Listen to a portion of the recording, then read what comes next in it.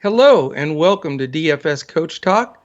Today is Wednesday, June the 2nd, and I am here with my playing partner, Mr. Andrew Hansen, to talk about the wonderful PGA event coming up at Muirfield Village this weekend. And excited to talk about that. That's my old stomping grounds, Andrew. And we know we've been doing this a while now when we remember talking about this tournament last year. That's right. We did a podcast on it. That was the John Rahm victory. He had that big chip in on the 16th with some controversy because the ball moved a little bit. And so he took the penalty, but it didn't matter. And you do have that long course history of visiting. And a lot of these players have a lot of course history from playing this event because it is high profile. It's Jack Nicklaus's event. But there have been some changes to the course this year, so that will change things a little bit. Well, I know there were a lot of changes since I've been there, but this year especially, and I'll let you go into that because I know you did a little research on it, but just to make you laugh a little bit, the last time I attended this, I was thinking about it. I thought, I'm just going to look. It was 2002. It was the Jim Furyk victory over, listen to some of these names. You're going to laugh. John Cook, David Peoples, David Duval, and Harrison Frazier. Wow. I mean, it's on the one hand, it's like, wow, 19 years ago, it's a generation ago, a handful of different names there. But at the same time, it's amazing. Jim Furyk still playing. We still see David Duval obviously commentating and playing occasionally. So that's the beauty of golf. You can play long term, and a lot of these guys have played this 10 or more times. They have. And I got to share one more with you because it was my favorite one that I had been to. I think I was to 5 or 6 of them. But the year prior to that, in 2001, it was none other than Tiger Woods out crushing the field here by 7 shots. Yes. But he outdueled, listen to the likes, I just want, because you'll appreciate this, Paul Azinger, but Sergio Garcia and Stuart Sink. How about that? I like it. Yeah. So there you go for longevity. Some of those guys have been on our rosters, so we'll take that. Yeah. So for those couple who are back here, and the newest crop of young stars, what they're going to be dealing with this year is a bunch of new greens. They've redone the greens, bent grass, redone all the tees. They've moved some bunkers around, especially around some of the greens. They've changed the slope in some of the greens to add pin locations. And as this is Jack Nicklaus's course, he's all about strategy and visualizing how he thinks the hole should be played and wanting to have more options for pin placement and strategy. And he's excited about the changes. So here's the thing. With a course like this, where guys have played it so many times, the initial thought is, well, let's look at course history. And I do think that's very important here. But I think it's a tiny bit less important this week because everybody's going to be on that same playing field of trying to read some of these new greens and figure out the new pin locations. So I think it's on a course where course history is almost as important as any other event that we see on a regular basis. It's just slightly muted this week, but it's still a consideration for me.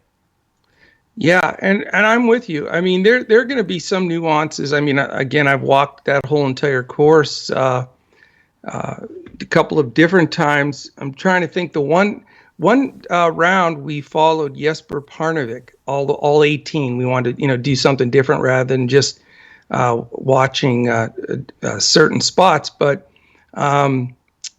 it's a beautiful course, but it's not anything like they've been playing. It's a big difference from these water and sand and wind and all the southern courses. It's definitely a big difference. It's more of the northeast type courses where, and especially on Nicklaus style, he always had a lot of twists and turns with this course. You got to lay up in certain areas, dog legs, where you can't get over trees unless Bryson tries to. I don't know, but it's a really honest course. It's not super difficult like some that we've seen, but it's a test. So I love the fact that we've got all the top dogs. 7 of the top 10 in the world rankings are there, and it should make for an extremely interesting event. I think a lot of these youngsters are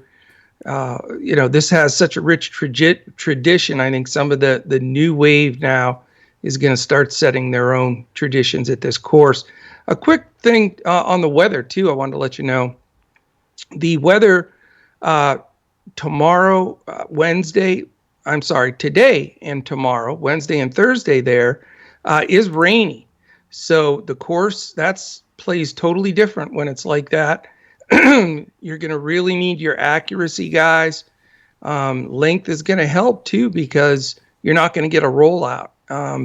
So I expect the initial play Thursday to be affected. It might even be a lift, clean, and place type scenario because it rained there all day yesterday, all day today, and it's supposed to rain in the morning tomorrow. So that's one thing. But Friday, Saturday, and Sunday, gorgeous, not real heavy winds, mid 80s, perfect golf. So it's just going to be the start tomorrow that's going to be tough.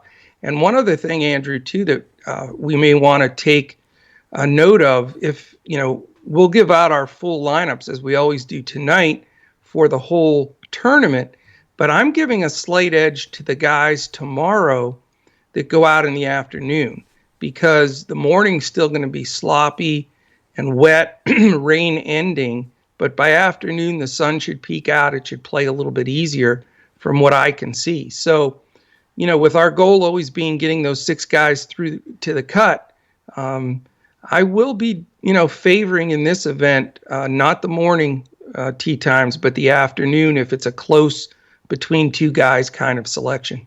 Yeah, and one other thing with the course changes is that they've improved the aeration ability with Boy, these. they needed it. Yeah, because we know that these thunderstorms pop up a lot there, so it shouldn't be quite as bad as it could have been. But I agree Good. with it being a little bit wet. That length is huge. The distance, because this is a long course to begin with, so I Right. think that does favor the power hitters a little bit more.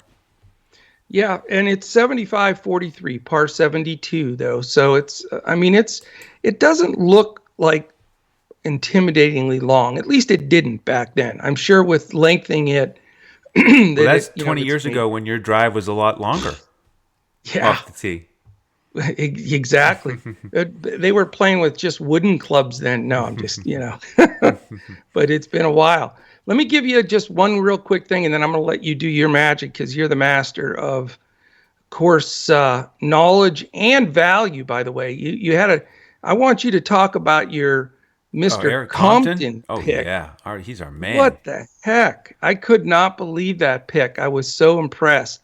But I'll let you get into that. But here's, I'm going to give you a quick rundown. Here's the champions going backwards, just to give you a quick idea of who won it. Rahm, Cantlay, DeChambeau, Duffner, McGirt, Lingamirth, Hideki Matsuyama, Kuchar, Woods for like the 19 millionth time, and your buddy Stricker and Justin Rose. So some guys that are still playing that have some wins under their belt on this course, and also some runner-ups that have played well there, like the Palmers, Adam Scotts, Ricky Fowlers, Rose again, Sabatini's played well there.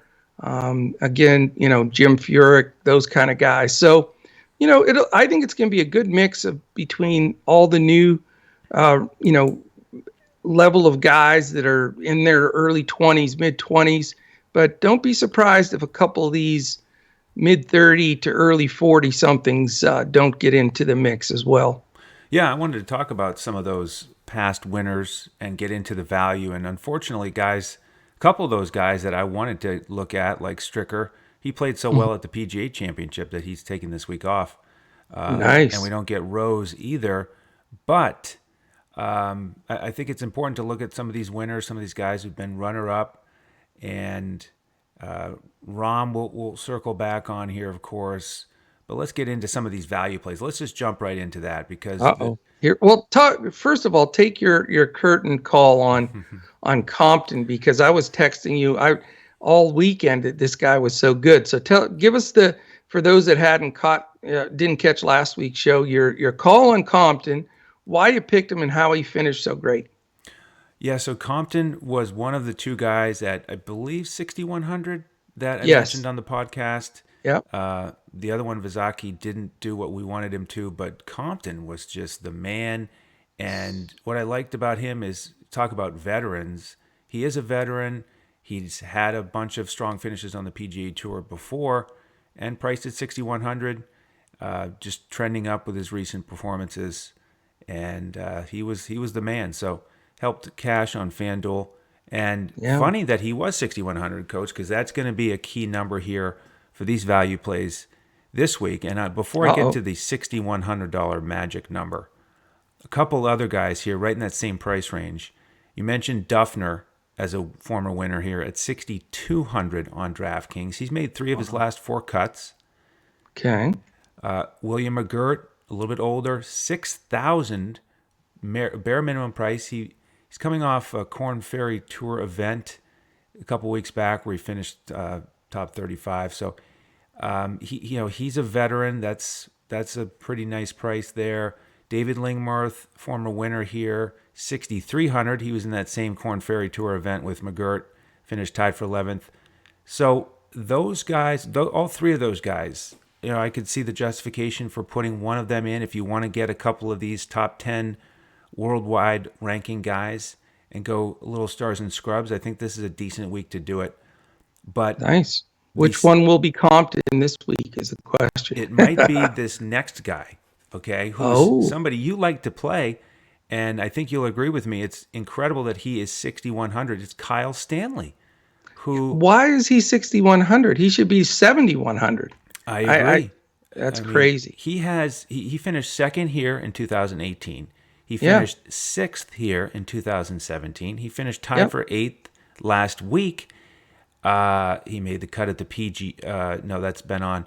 I mean, he's just playing well. He's He played is. well here historically. I don't get it, and he's going to be locked in for me.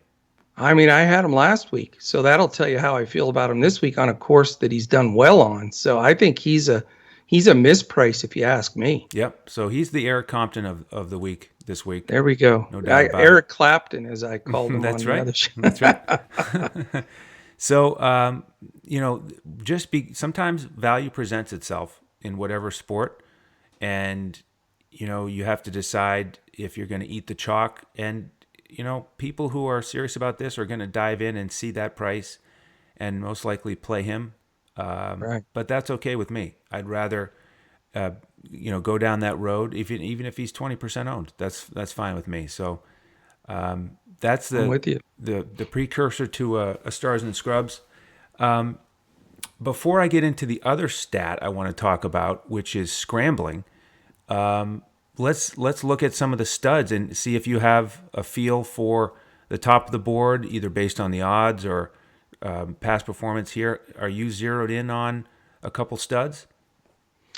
Yeah, I mean, I'll go through the odds here when you're done with your piece here, but there are a few guys uh, that I'm very interested in here. I know that here the first one I'll tell you, and I'm interested to see how he's doing scrambling because uh, that's the part of his game. I think if he really gets great at, he could be terrific. And it's Victor Hovland is one of the guys I'm looking at, Andrew. I think just the pressure's off him. He's doing well. He hasn't gotten over the top, and it just knowing this course, just his game should be terrific here. So he's one. So I'm hoping he's in the scrambling category.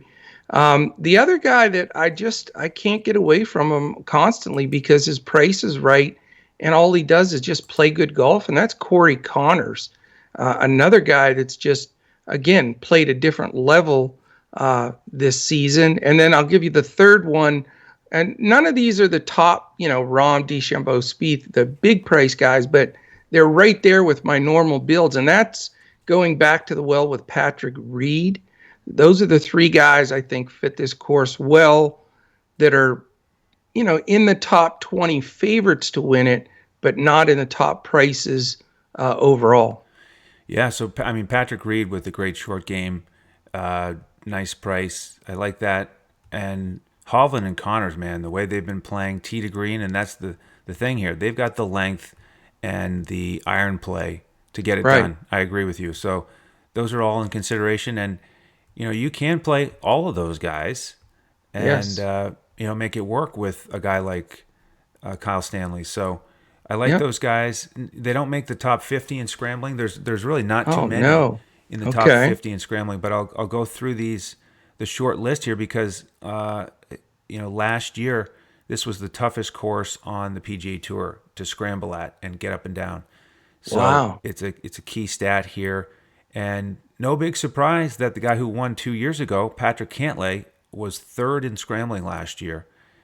He hasn't really been in top form lately, No. but he's one of the guys that his game just fits this course, so he Yeah. could turn it on and be. So he's in the top 50 this year in scrambling? Yeah, he's number 3. Wow. Yeah, I would have never guessed that I the know, way he scored, I know. Then we've got Siwoo Kim, who's 11th. He's in the 7K range. He's an Yeah. option. Doug Gim, 16th, and Louis Oosthuizen, who no big surprise there. So Right. balanced with his game, coming off He that is. second place finish in the PGA. I think he's a decent option. Always dangerous. Yep. Bryson is in the top 50. Hmm. Emiliano Grillo, here's a guy I kind of like. Let's mix in some course history for him. He Okay. finished top 10 here 2 years ago. He finished 11th 5 years ago. He finished tied for 8th last week. Put that together with a $7,700 price tag on Draftkings, and I kind of like that. Yeah. Yeah, and A he's Grillo Stanley duo really makes my other guys I mentioned work pretty darn well. yes, it does. It sure does. We may be onto something. I think I've got my lineup, Bill. I'm one short, and Well, then that didn't take we long. can How end the about that? podcast. I mean, you can only pick 6, so it's a little easier to fill out your lineup than basketball, where it's 8 or Exactly. 9.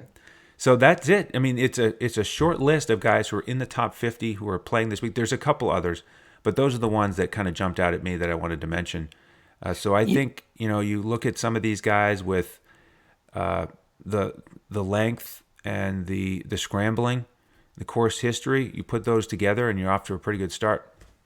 You know what's interesting, and that's why I'm dying to see what changes they've made to this course, because one of the things I remember the most, and I had no idea that stat existed, how difficult it was to scramble on this course, but it makes perfect sense because you know how a lot of times you'll see holes are designed where they're narrow and then they get wider and then narrows a little bit toward the green.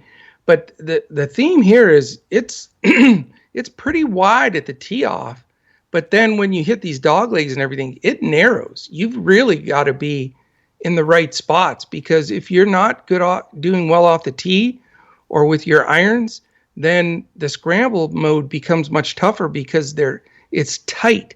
And I think, when you mix, now that it's up to 75-43, I bet you'd only played like 71 back when I was the last there.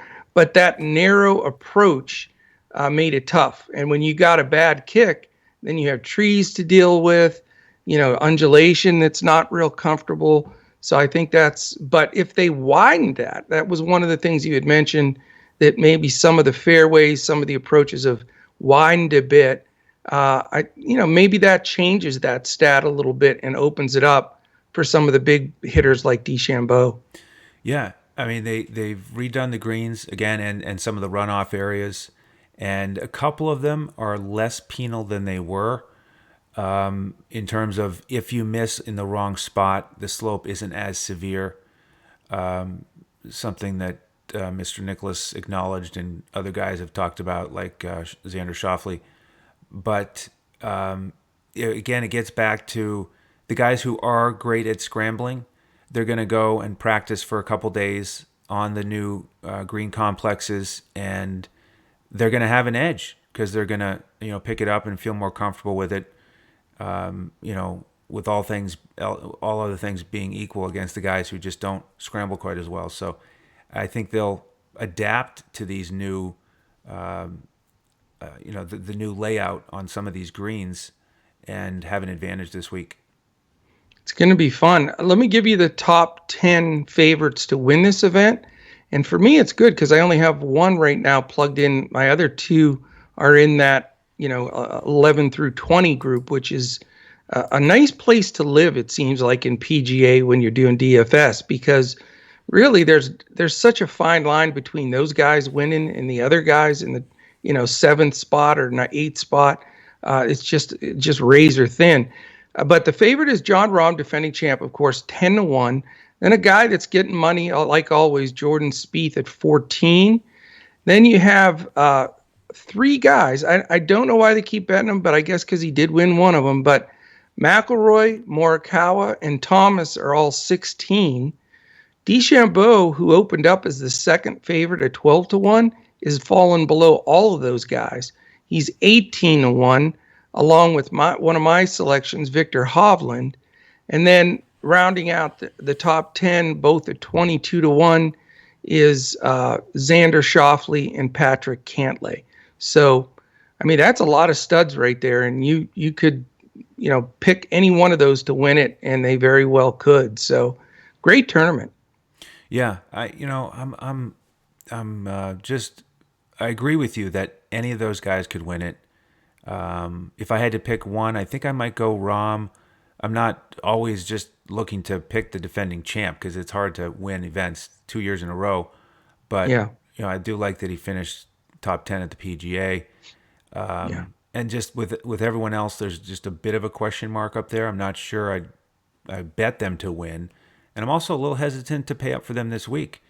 I do like the idea of maybe getting three guys or so in that second tier, the 11 to Right. 20s that you're talking about, and maybe not necessarily going for the ultra expensive guys.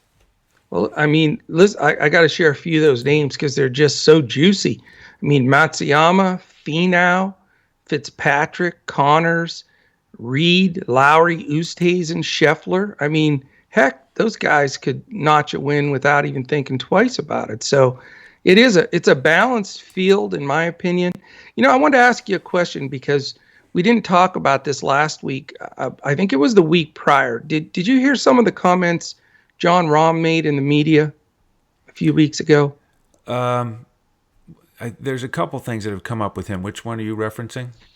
He had said, he had talked about how much his life has changed since his child was just born here a month or so ago. And he said, he sometimes just doesn't want to be there on the golf course. He wants to be home with his child.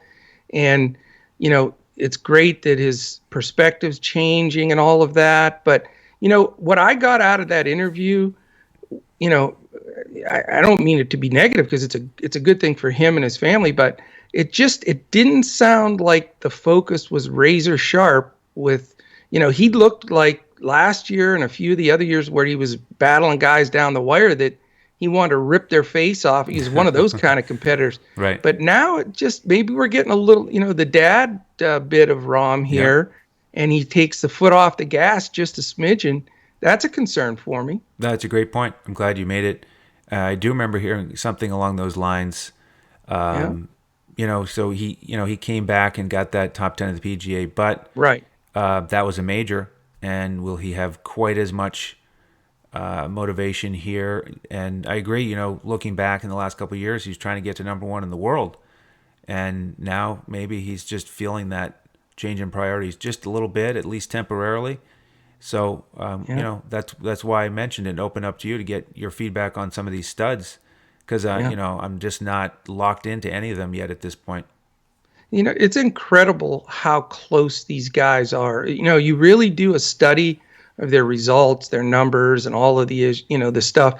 I mean, we're talking one shot, maybe two shots at the most in an entire tournament, of all the shots and holes. It's that tight.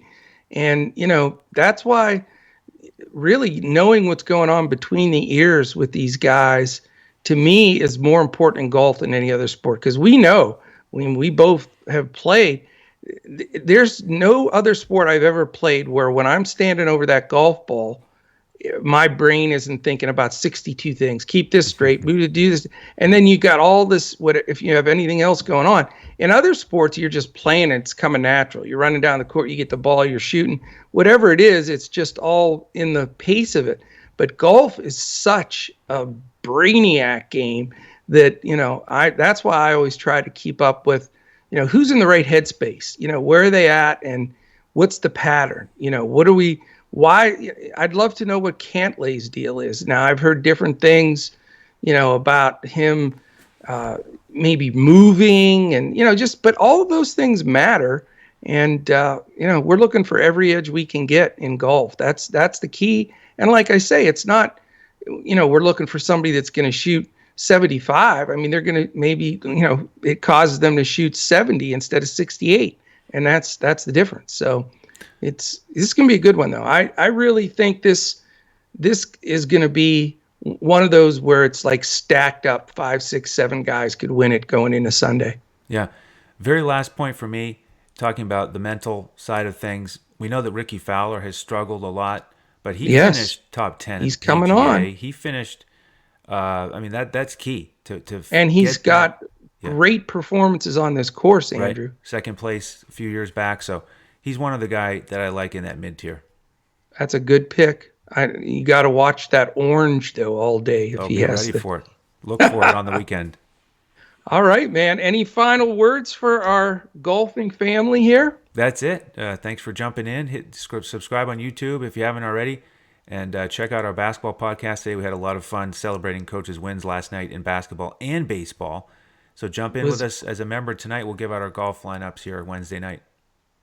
Absolutely. We always show the groundhog dancing from Caddyshack when we post our golf lineups. So I'm hoping that it is Groundhog Day today. Yes. And then we could repeat all those wins from yesterday and then mix golf in with it. So great time to join. 3-day pass. We always, pump it up on Wednesdays because you get the Wednesday, Thursday, Friday. So if you're a golf guy or gal, then you get all of our lineups tonight for the whole tournament. And you also get our Friday lineups for the weekend only, which those pools end up being just as big or bigger than the Thursday pool. So we'd love to have you. DFSCoachTalk.com. You can get our super 2-month package right now that we're celebrating the NBA playoffs with for $111.